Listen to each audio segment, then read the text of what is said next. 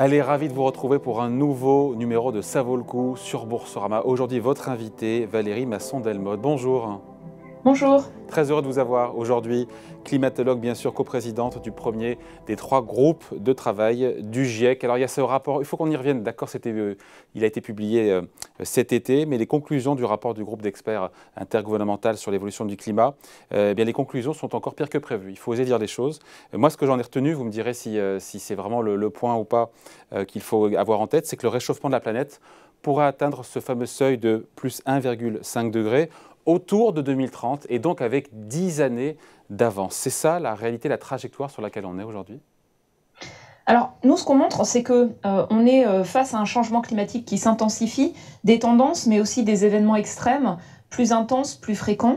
Et beaucoup de ces caractéristiques vont être directement proportionnelles dans leur accentuation au niveau de réchauffement à venir. Et donc, effectivement, on s'attend à la poursuite de ce réchauffement et de l'accentuation de ses conséquences sur les prochaines décennies. Est-ce que c'est pire que c'était attendu? Non. C'est-à-dire que le prix Nobel de physique, par exemple, a été décerné à un des pionniers de la modélisation du climat, ce qu'on observe depuis 30 ans. C'était attendu même avec les premiers modèles de climat grossiers des années 1980. L'intensification des événements extrêmes, ça a fait l'objet d'un rapport du GIEC en 2012, et c'est ce qu'on voit de plus en plus clairement, qui dépasse d'ailleurs les seuils de tolérance des écosystèmes ou des sociétés. Alors sur l'évolution à venir, dans un rapport de 2018, on avait simplement extrapolé ce qui était observé en disant on atteindra un niveau de réchauffement à ce rythme, si le rythme se poursuit entre 2030 et 2050. Dans notre évaluation là, en fait, on réduit la plage d'incertitude, donc c'est en fait dans les prochains 20 ans qu'on atteindra ce niveau de réchauffement. Mais le message le plus important, c'est de dire chaque fraction de réchauffement supplémentaire compte. Il n'y a pas un seuil en dessous duquel tout va bien, et puis au-dessus duquel ça devient hors de contrôle.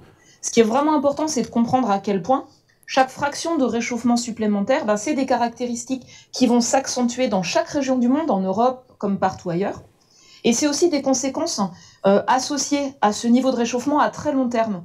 Le recul des glaciers, qui va réagir sur quelques dizaines d'années, le réchauffement de l'océan profond, la fonte du Groenland, de l'Antarctique, ça va se poursuivre à l'échelle de temps de siècles à milliers d'années, et ça va dépendre aussi du niveau de réchauffement dans les décennies à venir.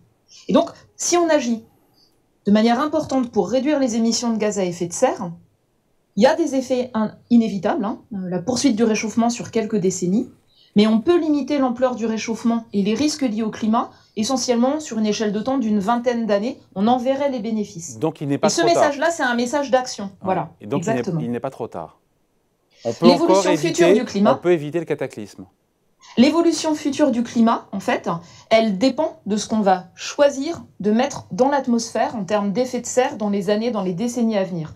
Si on agit de manière importante maintenant partout dans le monde, on en verra les bénéfices sur la qualité de l'air, sur la composition de l'atmosphère, sur quelques années, et l'effet sur le climat, sur la tendance du réchauffement, sur une vingtaine d'années. Mais dans les changements, il est vraiment là. Valérie Masson-Delmotte, dans les changements de comportement des uns et des autres au quotidien, qu'est-ce qu'on doit changer? On doit arrêter de prendre la voiture, enfin la prendre moins souvent, arrêter de voyager. C'est quoi en termes de contraintes? Faut-il que ce soit accepté, encore une fois, socialement? Alors, les enjeux, ils ne sont pas qu'à l'échelle des citoyens. Ils sont sur des changements qui sont structurels, qui relèvent des stratégies des gouvernements, des entreprises, des collectivités locales et aussi des citoyens. Pourquoi? Parce que c'est pas vous qui choisissez votre mix énergétique, par exemple. Et dans le monde, le premier facteur d'émission de gaz à effet de serre, c'est la production d'électricité. Alors chez nous, elle est décarbonée. Ouais. Donc ce sont d'autres enjeux. Par exemple, comment on décarbone les transports? Il y a un ensemble de panels d'options. Il n'y en a pas qu'une, et donc ça va dépendre de là où on vit. L'urgence, c'est de décarboner nos transports, encore une fois, qu'on comprenne bien à l'échelle, encore une fois, de la collectivité ou de l'individu. Alors si on prend les émissions de gaz à effet de serre de la France, donc il y a ce qu'on fait sur le territoire national, et puis ce qui est lié à nos importations. Donc il y a des enjeux à agir sur tous ces aspects, bien sûr. Sur le territoire national, ce qui pèse le plus, c'est les transports, environ 1/3 des rejets de gaz à effet de serre, puis à peu près à part égale, 20% chaque, l'industrie, le secteur des bâtiments, en particulier le chauffage, et puis également l'agriculture et l'alimentation. Et en fait, dans chaque domaine, il y a bien sûr des leviers d'action qui existent et qui sont importants. Il y a des choses qui relèvent de ce que peuvent faire les citoyens, mais aussi des choses qui sont mises en place par les pouvoirs publics pour leur permettre, par exemple, d'isoler les logements, pour leur permettre d'accéder à des véhicules qui soient sur leur cycle de vie les moins polluants possible, le plus vite possible. Si je ne me trompe pas, la France, c'est 1% des émissions de CO2 dans le monde. Pourquoi nous, Français, on devrait faire beaucoup d'efforts alors qu'on ne représente qu'1% des émissions? Certains qui nous regardent peuvent se dire ça, pourquoi je fais l'effort alors que nous, en France, Alors, finalement... ça fait partie d'un ensemble de discours qu'on entend souvent qui sont en fait la recherche d'alibi pour ne pas agir. Par exemple, le fait de blâmer d'autres, de ne pas regarder ses propres responsabilités. Donc, si on prend l'exemple de la France, donc on est 0,8% de la population mondiale, nos émissions ramenées à la population, si on prend ce qu'on consomme, donc ce qui est produit en France, consommé en France, et puis le résultat du commerce international, donc ce qu'on importe de pays qui utilisent par exemple du charbon, chaque année on met l'équivalent de 10 tonnes de CO2, tout gaz à effet de serre confondu, dans l'atmosphère par personne en France. C'est largement au-dessus de la moyenne mondiale, c'est plus de 30% au-dessus de la moyenne mondiale. Donc première chose, on a une empreinte carbone qui est dans les plus élevées du monde. Même si notre électricité est décarbonée, c'est tout le reste qui pèse. Deuxième chose, si on regarde le cumul historique, la France, en fait, sur les émissions dues aux énergies fossiles, on est le 8e émetteur dans le monde sur les émissions de dioxyde de carbone depuis la révolution industrielle. Et ça, c'est important parce que ce qui va déterminer le réchauffement à venir, c'est le cumul des émissions de dioxyde de carbone passées, présentes et futures. Donc on a une responsabilité historique qui pèse sur le climat tel qu'il change aujourd'hui. Et dernière chose, on est la 5e ou la 6e puissance économique mondiale, on a une capacité à agir, on a des jeunes qui sont en recherche d'emploi qui ont du sens, qui veulent porter des solutions, on a des entreprises qui ont des défis de compétitivité, là où en fait on est capable d'apporter des solutions donc, qui répondent aux besoins des uns et des autres tout en réduisant l'empreinte environnementale, ce sont ces entreprises-là qui vont être à l'avenir bien sûr avantagées. Donc il y a de multiples raisons à agir et le fait de regarder ce qu'on pèse en termes d'émissions de gaz à effet de serre ne devrait pas être un frein à agir mais plutôt une motivation. Comme chacun peut faire d'ailleurs un budget carbone personnel, ça se fait dans les entreprises, ça se fait dans les collectivités, de sorte à avoir un tableau de bord pour identifier ce qui émet des gaz à effet de serre et permettre de manière objective, factuelle, de définir sur quoi on veut agir et de suivre l'efficacité de l'action. Si on doit clore le sujet sur les dubitatifs ou les contenteurs ou les sceptiques, certains affirment parmi eux que les rapports du GIEC sont un peu orientés, répondent à des commandes politiques. Si on doit étouffer un brin, ces propos un petit peu complotistes, vous pourriez nous rappeler le fonctionnement du GIEC et comment il arrive aux conclusions que vous donnez? Alors, le GIEC, en fait, mobilise des centaines de chercheurs dans le monde entier qui, sans être rémunérés pour cela, vont passer en revue de manière critique l'état des connaissances sur la base des publications, dans mon cas scientifique, dans d'autres cas aussi techniques et socio-économiques. En faisant cela, on participe à la maturation des connaissances scientifiques. Qu'est-ce qui résiste dans le temps à l'examen critique? Ce sont des connaissances robustes. Qu'est-ce qui est émergent, qui a besoin d'être confirmé, et donc associé à une confiance moins élevée? Pourquoi est-ce que parfois on a des controverses scientifiques? On expliquait en fait les raisons des connaissances imparfaites, incomplètes, et puis enfin où sont les limites des connaissances. Donc c'est vraiment cet exercice-là d'élaborer un rapport du GIEC. Mais pour le faire, en fait, il y a deux piliers. Le premier, c'est quelles sont les attentes exprimées par les représentants de tous les pays. Et le deuxième pilier, c'est quelles sont les connaissances scientifiques nouvelles. Donc moi, je le décris comme un mécanisme de coproduction. On ne fait pas une encyclopédie, en fait, on ne fait pas un livre de cours sur le climat. On répond à l'examen des connaissances qui sont importantes pour agir. Alors, dans notre cas, sur les bases physiques, qu'est-ce que c'est? C'est comprendre ce qui est à l'origine du changement climatique qu'on observe. Par exemple, le poids des différents facteurs, des différents gaz à effet de serre, l'effet refroidissant des particules de pollution, le rôle de l'utilisation des terres. La deuxième chose, c'est fournir une information scientifique rigoureuse avec l'incertitude associée et connaître l'évolution du climat à l'échelle globale, à des échelles de temps de quelques décennies, quelques centaines d'années, c'est une information qui est extrêmement importante pour la prise de décision. Par exemple, si vous devez gérer une infrastructure critique sur le littoral, vous avez besoin de savoir quelle sera l'ampleur de la montée du niveau des mers, quels seront les extrêmes de niveau marin qui vont être plus intenses et plus fréquents, de sorte à agir maintenant pour vous y préparer. Sinon, vous allez perdre de l'argent, vous allez avoir des pertes et des dommages, vous ne serez pas résilient. Donc l'information scientifique rigoureuse sur l'état du climat à venir, global et régional, c'est une demande exprimée dans tous les pays du monde et par les actuaires, les gestionnaires de risques, les assureurs, et de plus en plus par un ensemble d'acteurs dans la société. Valérie Masson-Delmotte, vous parlez du montée du niveau des mers. Est-ce que tout ça, encore une fois, est inévitable et irréversible? Et à quel niveau, encore une fois, on parle de quelques centimètres? Parce que pour certains, ils vont se dire, ah ben, 5-10 centimètres, c'est comme un petit peu, pardon, mais il y a une confusion facile entre la météo et le climat. Les gens se disent, ah bon, 2 degrés de plus dans l'esprit des gens, ok, bon, il fera un peu plus chaud, mais c'est pas ça, hein. On parle pas de ça, là. Alors, je voulais juste reprendre sur la manière dont les rapports sont élaborés. Donc il y a des centaines de chercheurs, de scientifiques qui les rédigent.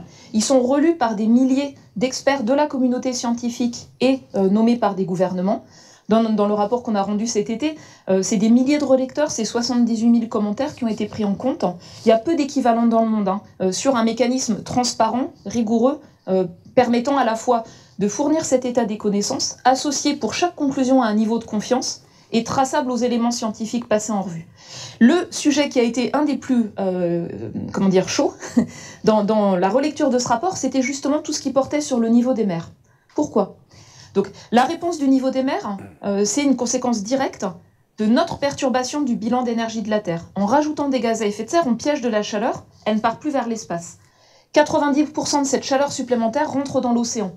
Ça amortit le réchauffement en surface, mais quand l'océan se réchauffe, il gonfle. Donc on forme des eaux de mer plus chaudes en surface qui plongent et qui vont ressortir. L'échelle de temps, c'est de l'ordre du millier d'années. Donc ça rend en fait à la fois le réchauffement tel qu'il est déjà là irréversible, mais aussi la montée du niveau des mers quand ces masses d'eau chaude rentrent en profondeur, irréversible à des échelles de temps de siècles et milliers d'années. Les glaciers réagissent quand l'air est plus chaud. C'est aussi une conséquence directe. Ils ne sont pas à l'équilibre avec le climat d'aujourd'hui, ils vont continuer à réagir, à reculer pendant plusieurs décennies. Donc plus le réchauffement à venir sera fort, plus ils vont continuer à reculer. Ça ajoute à la montée du niveau des mers. Et enfin, le dernier terme, c'est l'Arctique se réchauffe 2 à 3 fois plus vite que la moyenne planétaire. Ça entraîne une augmentation de la fonte en surface du Groenland, qui rajoute à la montée du niveau des mers. Et l'océan près de l'Antarctique se réchauffe, va lécher par en dessous des parties flottantes des glaces de l'Antarctique. Donc c'est en fait un immense glacier qui dégouline sur l'océan. L'eau de mer plus chaude va fragiliser la partie flottante. Et l'image que je vais donner, c'est celle d'une bouteille de champagne qui est couchée. D'accord ? Donc l'Antarctique, c'est un énorme glacier sur un continent. Une partie flottante, c'est en fait l'avancée, on va dire, de la bouteille de champagne. Et une question qu'on se pose, c'est, on sait qu'il y a des secteurs instables en Antarctique, mais on ne sait pas à quel moment le bouchon de la bouteille peut sauter. À quel niveau de réchauffement, quand. Et qu'est-ce qui se passe? Et s'il saute, voilà. L'eau qui était dans la... Enfin, le champagne s'écoule de manière irréversible. De la même manière, si certaines plateformes de l'Antarctique s'amincissent et se disloquent, ça va entraîner en fait un écoulement de glace ancienne qui était à l'intérieur du continent pendant des échelles de temps de siècles à millénaires. Donc ça, c'est associé à une incertitude très profonde. Et pour cette partie-là, si cet événement de ce type se déclenche dans plusieurs secteurs de l'Antarctique, c'est associé à une probabilité que ça se produise faible. Mais si ça se produit, ça peut ajouter de l'ordre de 1 mètre de plus de montée du niveau des mers sur un siècle. Donc sur la montée du niveau des mers, on est sur en gros une vingtaine de centimètres en plus d'ici à 2050. Et c'est c'est vraiment grave. Certains vont se dire, mais 20 cm, bon ok, 20 cm. Alors ça va augmenter l'érosion des côtes sableuses et surtout ça va renforcer la fréquence des extrêmes de haut niveau marin. Il faut comprendre que nos ouvrages de protection, les écosystèmes côtiers, l'agriculture dans les zones de grand delta, elle s'est développée depuis des siècles avec un niveau des mers relativement stable. Ça a monté d'environ 20 cm, ça accélère parce que le Groenland et l'Antarctique contribuent davantage depuis 30 ans. Donc 20 cm en plus, c'est une érosion plus grande, une entrée d'eau salée dans des aquifères côtiers, donc des enjeux pour l'eau douce. Et puis c'est des événements qui étaient rares dans le passé, quand on avait une forte tempête et une forte marée à niveau des mers constant, ça se produisait une fois par siècle.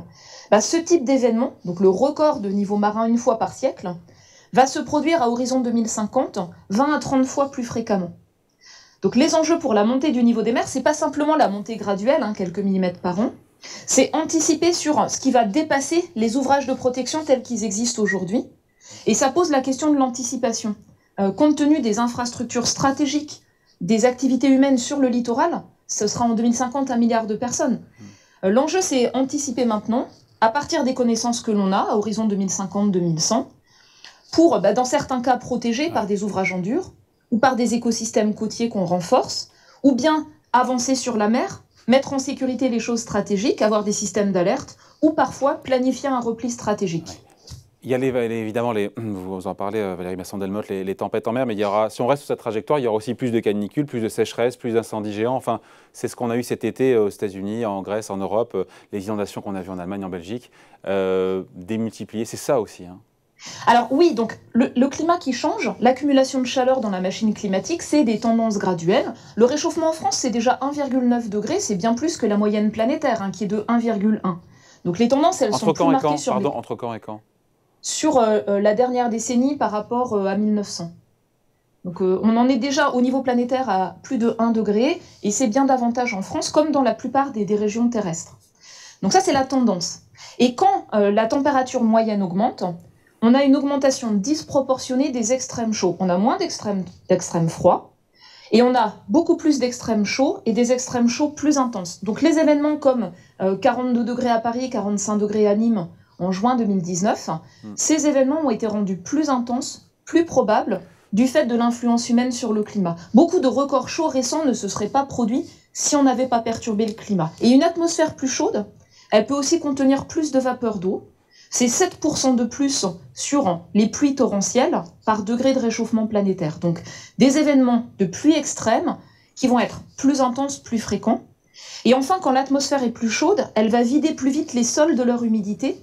Donc elle amplifie les sécheresses. C'est observé par exemple en Europe de l'Ouest, autour de la Méditerranée, et on s'attend à ce que plus le niveau de réchauffement sera important, plus ça va renforcer la sévérité de ce type d'événements.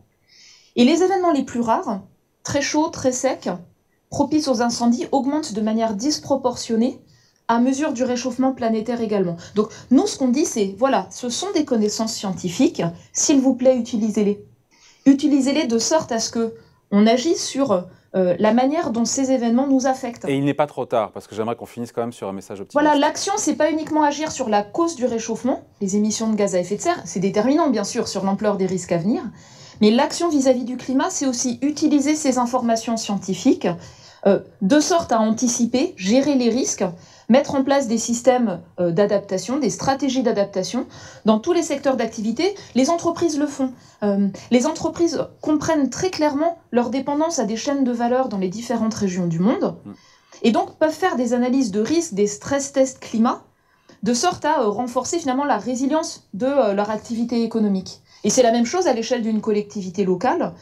Il est possible d'anticiper, et nous avons mis en place un atlas interactif où finalement pour chaque région du monde, vous pouvez regarder ce que c'est les caractéristiques d'un climat qui change, les tendances, les extrêmes, dans les prochains 20 ans, en 2050, en 2100, en fonction du niveau de réchauffement planétaire ou en fonction des émissions de gaz à effet de serre.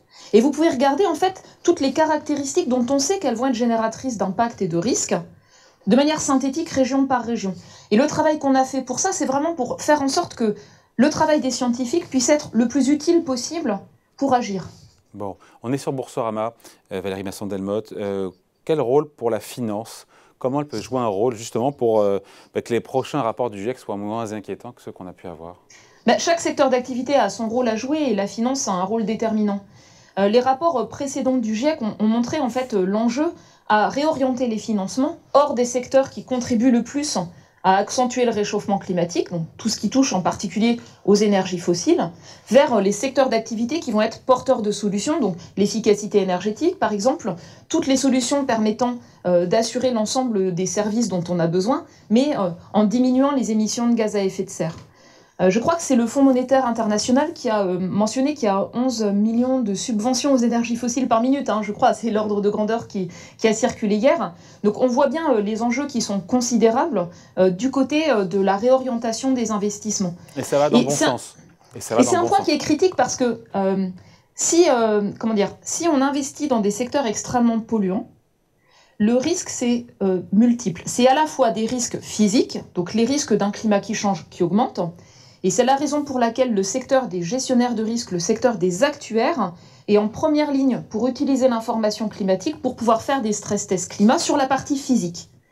Et la deuxième dimension, c'est les risques de transition, c'est-à-dire si vous mettez vos billes, vos capitaux, dans des secteurs d'activité qui, à terme, vont être amenés à se réduire, vous avez des risques majeurs d'actifs échoués.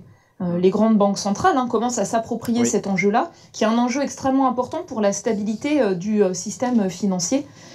Voilà, donc il y a deux grandes catégories de risques.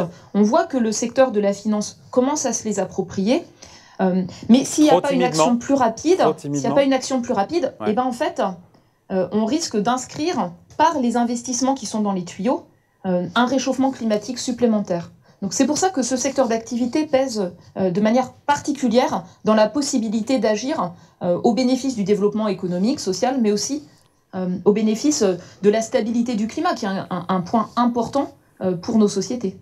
Voilà, merci d'avoir été avec nous. Valérie Masson-Delmotte, climatologue, coprésidente du premier des 3 groupes de travail du GIEC. Merci d'avoir été avec nous. Je vous remercie. Au revoir. Et ça vaut le coup revient évidemment la semaine prochaine sur Boursorama.